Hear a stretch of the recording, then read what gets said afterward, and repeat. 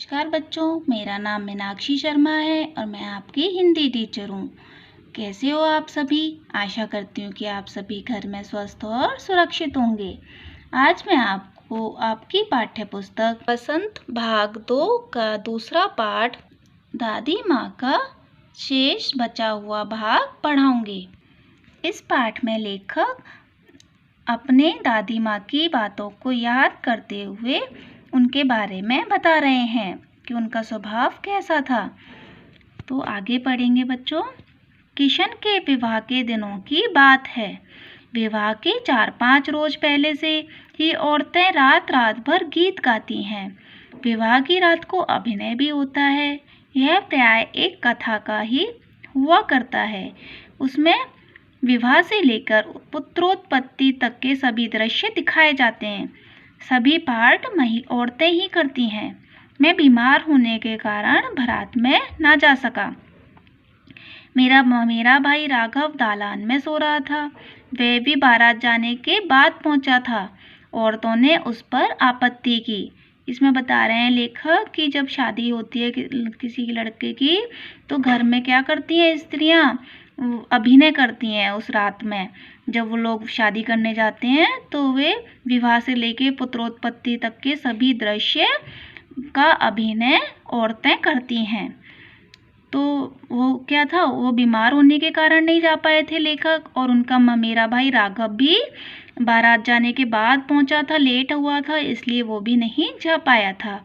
दादी माँ बिगड़ी, लड़के से क्या पर्दा, लड़के और ब्रह्मा का मन एक सा होता है। मुझे भी पास की एक चारपाई पर चादर उड़ाकर दादी माँ ने चुपके से सुला दिया। बड़ी हंसी आ रही थी। सोचा कहीं जोर से हंस दूं और भेद खुल जाए तो निकाल कर बाहर किया जाऊंगा। पर भाभी की बात पर हंसी रुक ना सकी और भंडाफोड़ हो गया। देबू की माँ ने चादर खींच ली। कहो दादी, यह कौन बच्चा सोया है? बेचारा रोता है, शायद दूध तो पिला दूं। वो उससे भी मजाक करने लगी। हाथापाई शुरू हुई। दादी माँ बिगड़ी, लड़के से क्यों लगती है? सुबह रास्ते में देबू की माँ मिली। कल वाला बच्चा भाभी। मैं वहाँ से जोर से भागा और दादी माँ के पास जाकर खड़ा हुआ। वो क्या हुआ, जो उससे मजाक करने लगी तो वो दादी माँ के पीछे आकर छुप गया। वस्तुतः किसी प्रकार का अपराध हो जाने पर जब हम दादी की छाया में खड़े हो जाते तो हमें अभयदान मिल जाता। वो क्या करते कि वो सोचते कि अब हमें दादी बचा लेगी। स्नेह और ममता की मूर्ति दादी माँ की एक एक बात आज कैसी कैसी मालूम होती है। परिस्थितियों का वात्या चक्र जीवन को सूखे पत्ते सा कैसे नचाता है, इसे दादी माँ खूब जानती थी। दादाजी की मृत्यु के बाद से ही वे बहुत उदास रहते। संसार उन्हें धोखे की टट्टी मालूम होता। मतलब बस उन्हें लगता कि ये सब कुछ भी नहीं है, संसार में वास्तविकता नहीं है, सब कुछ छलावा है, धोखा है। दादा ने उन्हें स्वयं जो धोखा दिया, क्या धोखा दिया बच्चों? वे सदा उन्हें आगे भेजकर अपने पीछे जाने की झूठी बात कहा करते थे। दादाजी कहते थे कि पहले मैं ही इस संसार से जाऊंगा और तुम पीछे जाओगी। पहले तुम ही इस संसार से जाओगी, मैं तुमसे बाद में जाऊंगा। तो ये बात क्या है, झूठी साबित हो गई। दादाजी पहले गुजर गए। दादा की मृत्यु के बाद कुकुर मुत्ते की तरह बढ़ने वाले, मुंह में राम बगल में छुरी वाले दोस्तों की शुभ चिंता ने स्थिति को और भी डामाडोल कर दिया। क्या था, सभी लोग मौके का फायदा उठाने लगे। जब दादाजी नहीं रहे तो वे सब लोग घर वालों की परिस्थिति का फायदा उठाने लगे। दादा के श्राद्ध में दादी माँ के मना करने पर भी पिताजी ने जो अतुल संपत्ति व्यय की, वह घर की तो थी नहीं। दादी माँ अक्सर उदास रहा करती। माघ के दिन थे। माघ के महीने में बहुत ज़्यादा सर्दी पड़ती है। कड़ाके का जाड़ा पड़ रहा था। पछुआ का सन्नाटा और पाले की शीत हड्डियों में घुसी पड़ती। शाम को मैंने देखा दादी माँ गीली धोती पहने कोने वाले घर में एक संदूक पर दिया जलाए हाथ जोड़कर बैठी हैं। उनकी स्नेह कातर आंखों में मैंने आंसू कभी नहीं देखे थे। मैं बहुत देर तक मन मारे उनके पास बैठा रहा। उन्होंने आंखें खोली। दादी माँ, मैंने धीरे से कहा, क्या है रे, तू क्यों बैठा है यहाँ? दादी माँ, एक बात पूछूं, बताओगी ना? मैंने उनकी स्नेहपूर्ण आंखों की ओर देखा। देखो बच्चों, ये दादी माँ क्या कर रही हैं, बक्से पर संदूक पर दिया जलाकर गीले कपड़ों से बैठी हुई ध्यान कर रही हैं। क्या बात है, पूछ। तुम रोती थी? दादी माँ मुस्कुराई। पागल, तूने अभी खाना भी नहीं खाया ना, चल चल। फिर उन्होंने क्या है, ये नहीं बताया कि वो रो रही थी। उन्होंने बात को बदलते हुए कहा कि चल तुझे खाना लगा दूँ, तूने अभी तक खाना नहीं खाया है, धोती तो बदल दो।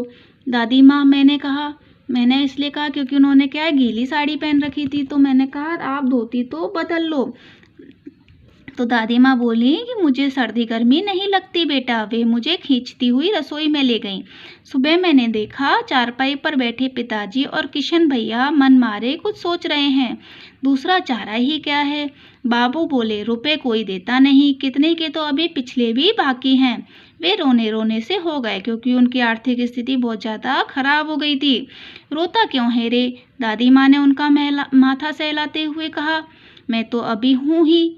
उन्होंने संदूक खोलकर चमकती सी चीज़ निकाली। जब भी क्या होता है, हमारे ऊपर कोई विपत्ति आती है तो घर के बड़े बूढ़े हमारे ऊपर हिम्मत रूपी हाथ रखते हैं और हमें हिम्मत देते हैं। तो उन्होंने कहा कि तेरे दादाजी ने यह कंगन मुझे इसी दिन के लिए पहनाया था, उनका गला भर आया। मैंने इसे पहना नहीं, इसे सहेज कर रखती आई हूँ। यह उनके वंश की निशानी है। उन्होंने आंसू पोंछकर कहा। पुराना लोग आगा पीछा सब सोच लेते थे बेटा। तो वो बता रही हैं कि उन्होंने एक चांदी का कंगन निकाल के दिया कि तुम इसे ले लो और अपने कर्जे को चुकाओ, है ना। ये तो मुझे दादाजी ने तुम्हारे निशानी के रूप में दिया था, लेकिन मैंने उसको पहना नहीं, उसको संभाल कर रखा है। सचमुच मुझे दादी माँ शाप भ्रष्ट देवी सी लगी। धुंधली छाया विलीन हो गई। मैंने देखा दिन काफी चढ़ आया है। पास के लंबे खजूर के पेड़ से उड़कर एक कौवा अपनी घिनौनी काली पांखें फैलाकर मेरी खिड़की पर बैठ गया। हाथ में अब भी किशन भैया का पत्र कांप रहा है। काली चींटियों सी कतारें धूमिल हो रही हैं। आंखों पर विश्वास नहीं होता। मन बार बार अपने से ही पूछ बैठता, क्या सचमुच दादी माँ नहीं रही? तो वो क्या कर रहे हैं, सोच रहे हैं, बहुत दुखी हो रहे हैं। उनके हाथों में जो किशन भैया की चिट्ठी आई है उसे वो उनके हाथों से कपा रहे हैं। वो फिर भी अभी मन में सोच रहे हैं, क्या वास्तव में दादी माँ नहीं रही? इस प्रकार उन्होंने इस कहानी में अपनी दादी माँ की यादों को हमारे सामने रखा है। तो बच्चों, इसके पाठ के प्रश्न उत्तर आप अपनी उत्तर पुस्तिका में करेंगे। कक्षा 7, विषय हिंदी, पृष्ठ संख्या 7 से 11। दादी माँ। प्रश्न 1, दादी माँ के स्वभाव का कौन सा पक्ष आपको सबसे अच्छा लगता है और क्यों? तो इसका उत्तर लिखेंगे। दादी माँ के स्वभाव का सेवा, संरक्षण, परोपकारी व सरल स्वभाव आदि का पक्ष हमें सबसे ज़्यादा अच्छा लगता है।